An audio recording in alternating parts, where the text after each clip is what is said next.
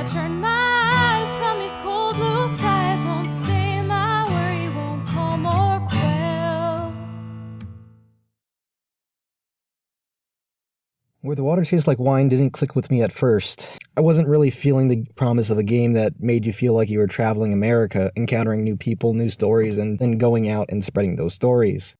When I first started, I made a mad dash to my home state of Texas. Moving from the dusty covered plains of Oklahoma, I crossed the Red River that separates Oklahoma from Texas. The game jittered for a bit as the game switched the soundtrack, and a more distinct guitar gave a Latin flair as the song begins. Voy a rayar mi nombre en los huesos de la tierra. Clavaré mis tacones entre el suelo. The game just felt bigger, as big as and diverse as the nation that the game is supposed to represent. The game an anthology of stories written by a menagerie of writers that I enjoy. In The Water Tastes Like Wine, you play as a vagrant, a drifter moving from place to place who's been stripped of his skin after playing a perfect hand in poker and losing to a wolf played by Sting, the singer. That's quite a hand, but not for the game that we are playing, he says. You'll pay with your life, sure, but more than that, your labor. Just like throughout history, a person's labor has been more valued than the actual person. You're tasked with journeying across the nation, finding stories and then spreading them. This is no light task, you're told. Stories are heavy. You're then sent out to collect these stories. Essentially, this turns Where the Water Tastes Like Wine into a deck-building game. This analogy is further bolstered by the fact that the stories are sorted into categories, represented by tarot cards. The more you use a story, the more the story is spread. The more a story spreads, the more it changes. The more a story changes, the more interesting a story becomes. You tell these stories to the 15 characters spread across the map, and it's the writing of these stories and these characters where the game shines. If there's a story in this game that you don't like, I can guarantee there's sure to be a different story around the corner that you do. Stories of haunted houses, demons, and malevolent beings litter the countryside, but also live alongside silly stories about ducks who put on shows at a hotel, or hopeful stories. Lost in your own head, you almost walk straight into this woman in your path. Her expression is imperious. She clasps a large toddler in her arms. He's the one who speaks first. This is a toll road, stranger. He says, voice thuggish beyond his years. 30 cents. Why? Look at me. The toddler orders. Look at me. You're dealing with me. Okay, that's weird. The woman, through her silence, suggests assent. I don't like bullies, so I'm gonna push past them. Do not walk away. The child shouts right in your ear as you force your way past. You turn to give the pair a withering look over your shoulder. What? But just as That's you crazy. turn back, the mother throws her son at you. He looks real mad. You swiftly sidestep the child projectile. Oh He no! hits the ground and shatters.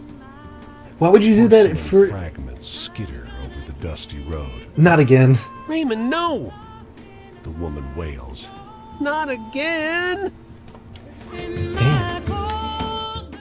Some of these stories have a historical bent. You could meet Casey Jones, the greatest railroader. The Pullman Porter refers to Oscar Michaud, who was an African-American director in the early days of film. The palm trees in California carry the screams of Hispanic immigrants rounded up by Operation Wetback, rounded up by locals to be forgotten by the nation that they sought to have as their home. The game's lead designer, Jonathan Nordhagen, published a post-mortem of the game's reception a month after the game was released.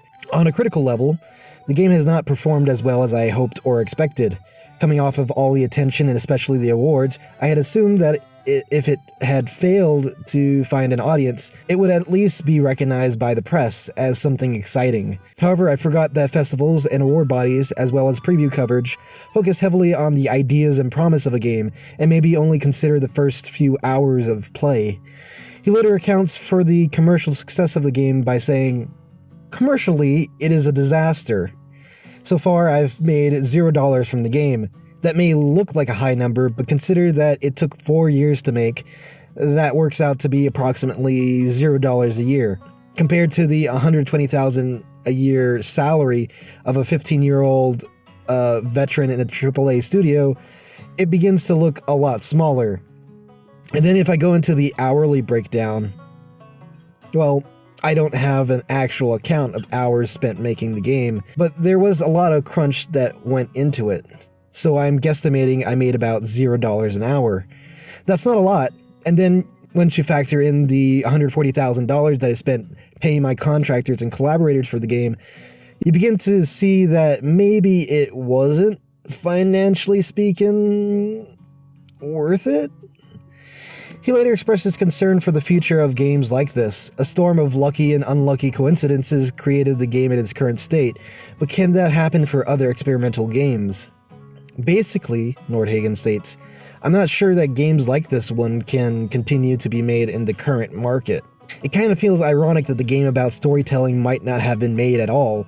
Makes you think of all the games and thus stories that don't get told, or the games and stories that do get made, told, but there's no one there to listen. In a world of limited resources, limited time, limited attention, in the roughly 25 hours I spent with the game, I only collected 163 of the 234 stories that are in the game. Whose story gets told? It's a fear that many of the characters in the game hold, that they be forgotten. Their struggles, what they've done, what they can teach, would be lost to the annals of time, that no one will listen to their stories, that there would be no one to tell their stories. Plato did say that those who tell the stories rule the world. They can decide who gets remembered or who gets forgotten, who's the good guy, who's the bad guy. The stories we tell informs us of the past, helps us interpret current events, and allows us to make decisions on what to do in the future. Just like the country that it tries to represent, where the water tastes like wine is too ambitious for a game of this size.